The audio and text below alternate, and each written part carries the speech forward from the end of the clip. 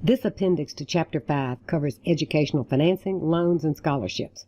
I decided to add this to the class for two reasons. One, student loans have become a huge issue for current students. You may be faced with these decisions in the future for your children. The increase in student loans is driven by the increase in the desire for higher education.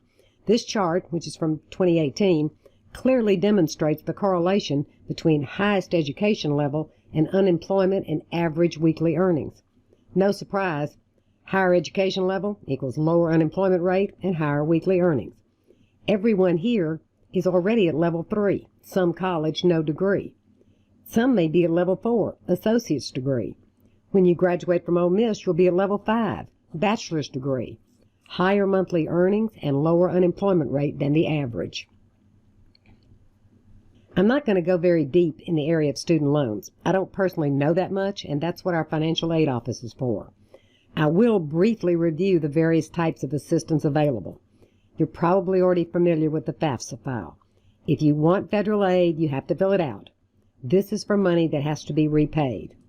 Scholarships and grants do not have to be repaid, but they usually require a demonstration of financial need. Pell Grants are among the most common federal grants. They're available for a maximum of 12 semesters. The maximum grant is $6,345 a year. Federal Supplemental Education Opportunity Grant is a maximum of $4,000 annually. It's tied to a Pell Grant. You must demonstrate extreme financial need. Some other available grants include the Teach Grant, aimed at teachers and requiring a teaching assignment within 8 years. Iraq and Afghanistan grants for those who lost a parent in Iraq or Afghanistan. The grant offers a maximum of $6,195 for the 2019-2020 year. Mississippi has tuition assistance grants. Many other states do as well. You must be a resident of the state for a year, have an ACT of 15 or above, and have not received the full Pell amount. The Federal Reserve Bank of New York and the Department of Education report that the annual total amount of student loans is $100 billion. The outstanding loan balance is $1.51 trillion. The interest rates on student loans change every year. Here are the current rates for 2020-2021, ranging from 3.73 to 6.28. Stafford loans are the most frequently dispersed. Interest accrues while you're in school. It can be paid or it can be added to the loan balance, which will result in negative amortization. Stafford loans may be subsidized in extreme financial situations. Subsidized means the government pays the interest while the student is enrolled in school.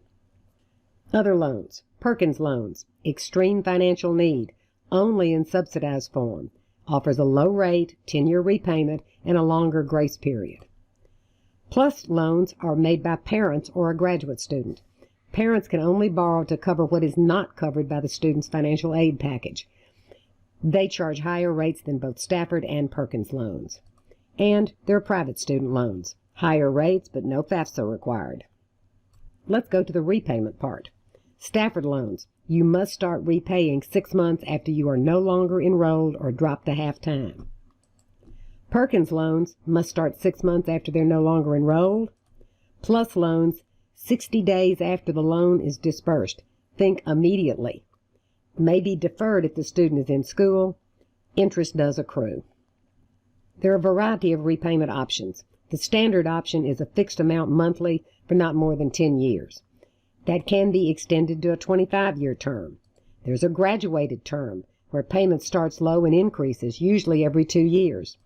And there's an income contingent option. Monthly payment is recomputed annually based on your income. The repayment term can be up to 25 years. If strictly followed, anything left will be forgiven at 25 years, but the forgiven balance is taxable income. More repayment options. Income sensitive, a percent of your monthly income for up to 15 years. Income based, the payment is 10 to 15% of discretionary income, which is defined as your AGI minus 150% of the poverty line.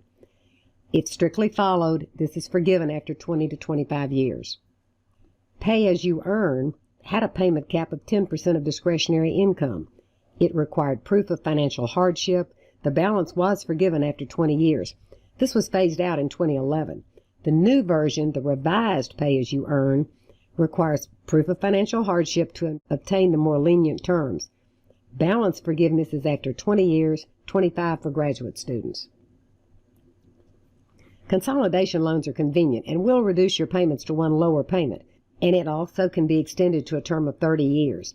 Unless you're having a difficult time making your loan payments, these are not usually a good idea. This chart is in your text and shows default data for 2009, 2014, and 2019. The student loans are the 3 bars on the left. The gold bar is 2019. Look how it's grown for student loans, outpaced only by credit cards. Clearly from the chart, we can see defaults have increased significantly in the last 10 years. Be aware, there is no limit on the length of time lenders can pursue repayment. With federal student loans, the government can garnish your wages, withhold tax refunds, and withhold other federal benefits. This is actually what drove me to add this short lecture to the class. This chart appeared in a Wall Street Journal article on December 21, 2016. Think about this. The number of Americans whose Social Security checks were garnished due to unpaid federal student loans. Look at the far right, 2014 and 2015. People over 65 are having their Social Security garnished for student loans. You do not want to be in that situation. But if a loan term extends to 30 years, you could be paying these off in your golden years. It is possible to get a student loan deferred or forgiven. Deferral can be obtained if you re-enroll in school, you demonstrate financial hardship, you're unemployed, or you're deployed. Forgiveness usually involves some form of public service, military service, or volunteer service, and we'll see some options on the next slide.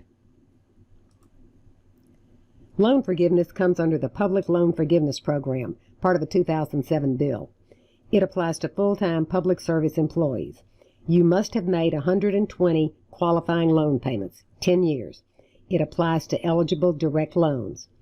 Eligible programs include the Peace Corps, AmeriCorps, military service, teachers who serve in low-income areas, work with students with disabilities, or work in high-need schools, law students who serve with nonprofits or public interest organizations, medical students involved in medical research, or who work in low-income or remote areas.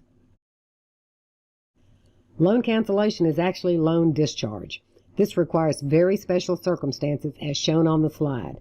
Death, total permanent disability, school closure, fraud by the school. In other words, they forged the promissory notes.